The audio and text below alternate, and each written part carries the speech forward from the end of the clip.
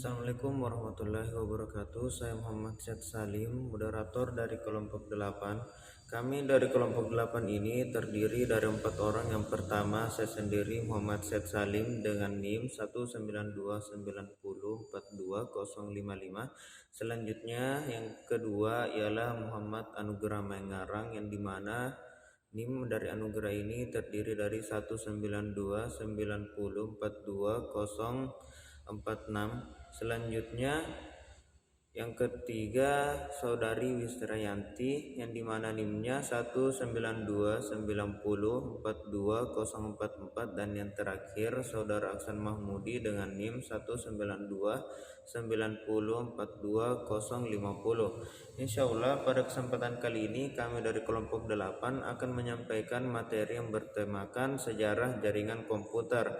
Pada penyampaian materi kami akan menyampaikannya dengan 3 bagian. Bagian pertama akan disampaikan oleh Saudari Wisra, dan bagian kedua akan disampaikan oleh Anugerah Mengarang, dan yang terakhir bagian ketiga akan disampaikan oleh Muhammad Aksan Mahmudi. Oke, selanjutnya kita langsung saja masuk ke dalam penyampaian materi. Materi pertama akan disampaikan oleh Saudari Wisra. Kepada Saudari Wisra kami persilahkan dengan hormat. Assalamualaikum warahmatullahi wabarakatuh. Saya akan membawakan materi dari kelompok saya yang berjudul Sejarah Perkembangan Jaringan Komputer.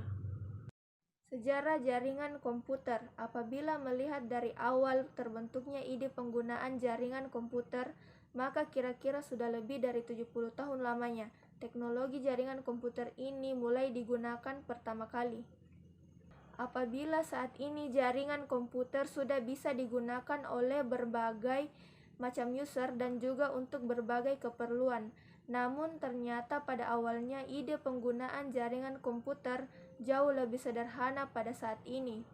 Pada awalnya ide untuk menciptakan suatu jaringan komputer adalah hanya agar suatu perangkat sistem komputer bisa digunakan secara bersama-sama.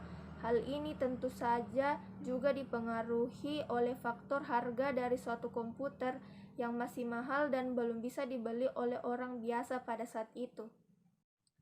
Pengertian jaringan komputer. Jaringan komputer dapat diartikan sebagai sebuah rangkaian dua atau lebih komputer. Komputer ini akan dihubungkan satu sama lain dengan sebuah sistem komunikasi.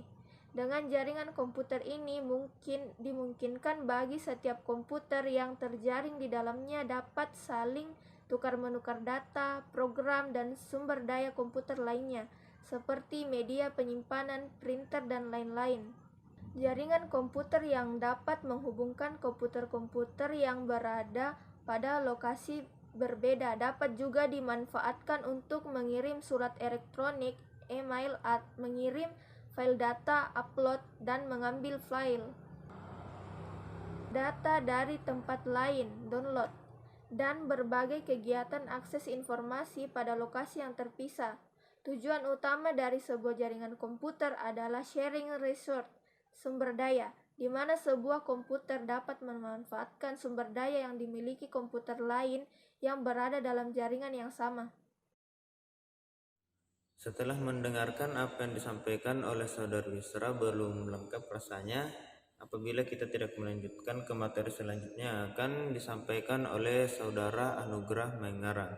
Kepada Anugerah Mengarang kita persilahkan dengan hormat. Terima kasih atas kesempatan yang telah diberikan. Baik, saya akan melanjutkan materi yang telah disampaikan oleh Saudari Wisra. Langsung saja. Perkembangan jaringan komputer. Batch processing. Ide ini mulai dikemukakan pada era 1940-an di Amerika, tepatnya di sebuah laboratorium Bell dan juga grup riset dari Universitas Harvard. Saat itu, Profesor H. Aiken memimpin suatu penelitian mengenai pengembangan dari komputer model 1. Pada saat itu, penggunaan komputer ingin dimaksimalkan. Selanjutnya adalah proses TTS atau Time Sharing System. Kira-kira 10 tahun kemudian, tepatnya pada era 1950-an, penggunaan dan juga pengembangan dari sebuah sistem komputer menjadi semakin berkembang dan juga membesar. Pada era ini, ditandai dengan berkembangnya apa yang kita sebut sebagai superkomputer. Dengan adanya penciptaan dan pengembangan dari superkomputer ini, maka hal ini mempengaruhi tuntutan dari perusahaan, di mana sebuah komputer harus melayani dan juga menjalankan program di beberapa terminal. Antara distribusi processing. Perkembangan teknologi memang tidak ada habisnya. Setelah proses TTS mulai berkembang, maka kira-kira tahun 1970-an mulailah berkembang suatu sistem jaringan komputer yang baru. Sistem jaringan ini disebut dengan nama proses distribusi atau dalam bahasa Inggris memiliki nama asli distribution processing. Konsep sistem jaringan komputer ini dibuat karena beban pekerjaan yang mampu ditanggung oleh sebuah komputer menjadi lebih banyak. Pada tahun 1982, sebuah protokol dibuat yang diberi nama TCP atau Transmission Control Protocol, atau yang saat ini sering kali kita kenal dengan istilah IP alias Internet Protocol. Protokol ini memungkinkan banyak komputer dapat saling terhubung ke dalam sebuah jaringan internasional yang dapat berhubungan banyak user di seluruh dunia. Dan terakhir adalah kelahiran WWW atau World Wide Web. Ketika pada era tahun 1990, seorang bernama Tim Berners-Lee mulai mengembangkan dan juga merancang suatu program menyunting dan juga program yang dapat melihat isi dari internet yang kita kenal hingga saat ini dengan nama WWW atau World Wide Web. Pengembangan dari WWW ini sangat memungkinkan antara komputer agar dapat melakukan penjelajahan dan memberikan akses bagi sesama komputer dalam membentuk suatu jaringan. Setelah mendengar apa yang telah disampaikan oleh Saudara Nugra Mengarang, kita akhirnya sampai pada penghujung penyampaian pada materi kami ini. Insya Allah materi terakhir akan disampaikan oleh Saudara Aksan Mahmudi. Kepada Saudara Aksan Mahmudi dipersilahkan dengan hormat.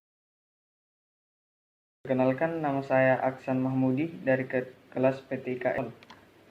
Baik, saya akan melanjutkan materi yang dibawakan oleh saudara saya atas nama Muhammad Anugrah Mengarang yang berjudul macam-macam jaringan komputer dan manfaat jaringan komputer. Baik, langsung saja macam-macam jaringan komputer berdasarkan jangkauan grafis. Yang pertama LAN atau Local Area Network. Local Area Network adalah jaringan komputer yang menyambungkan komputer dalam area terbatas seperti tempat tinggal, sekolah, laboratorium, kampus universitas, atau gedung kantor. Yang kedua MAN atau Metropolitan Area Network adalah suatu jaringan dalam suatu kota dengan transfer data yang berkecepatan tinggi yang menghubungkan berbagai lokasi seperti kampus, perkantoran, pemerintah, dan sebagainya. Yang ketiga WAN atau Wide Area Network merupakan jaringan komputer yang mencakup area yang besar. Sebagai contoh yaitu jaringan komputer antar wilayah, antar kota, bahkan negara, atau dapat didefinisikan juga sebagai jaringan komputer yang membutuhkan router dan saluran komunikasi publik. Baik, yang selanjutnya, macam-macam jaringan komputer berdasarkan media transmisi yang digunakan. Yang pertama, jaringan berkabel. Jaringan berkabel adalah sebuah jaringan yang berfungsi untuk satu komputer dengan komputer lain. Diperlukan penghubung kabel jaringan. Yang kedua, jaringan nirkabel atau wireless adalah bidang disiplin yang berkaitan dengan komunikasi antar sistem tanpa menggunakan kabel. Baiknya selanjutnya, macam-macam jaringan komputer berdasarkan distribusi sumber informasi. Yang pertama, jaringan terpusat. Jaringan terpusat adalah jaringan yang terdiri dari komputer klien dan komputer server, di mana komputer klien bertugas sebagai perantara dan mengakses sumber informasi atau data yang berasal dari komputer server. Yang kedua, jaringan terdistribusi. Jaringan terdistribusi merupakan sistem yang terdiri atas sejumlah komputer yang tersebar pada berbagai lokasi yang dihubungkan dengan sarana telekomunikasi, dengan masing-masing komputer mampu melakukan pemrosesan yang berupa secara mandiri tetapi bisa saling berinteraksi dalam pertukaran data. Baik, yang selanjutnya, macam-macam jaringan komputer berdasarkan peranan dan hubungan tiap komputer dalam pemrosesan data. Yang pertama, jaringan client to service adalah sebuah paradigma dalam teknologi informasi yang merujuk kepada cara untuk mendistribusikan aplikasi ke dalam dua pihak. Yang kedua, jaringan peer-to-peer atau P2P merupakan salah satu model jaringan komputer yang terdiri dari dua atau beberapa komputer, di mana setiap stasiun atau komputer yang terdiri di dalam lingkungan jaringan tersebut bisa saling berbagi. Ya, baik, itulah macam-macam jaringan komputer. Yang selanjutnya, manfaat jaringan komputer. Yang pertama, jaringan komputer bermanfaat menghemat biaya. Yang kedua, mengefektivitas dan efisiensi. Yang ketiga, sebagai media komunikasi. Yang keempat, sebagai multimedia. Itulah paparan materi yang saya bawakan atas nama Aksan Mahmudi. Terima kasih. Assalamualaikum warahmatullahi wabarakatuh. Itulah materi yang dapat kami sampaikan pada kesempatan kali ini. Kurang dan lebihnya mohon dimaafkan. Apabila terdapat kesalahan, itu murni datang dari kami, dan apabila masih ada pertanyaan dapat disampaikan di bawah kolom komentar. Terima kasih. Assalamualaikum warahmatullahi wabarakatuh.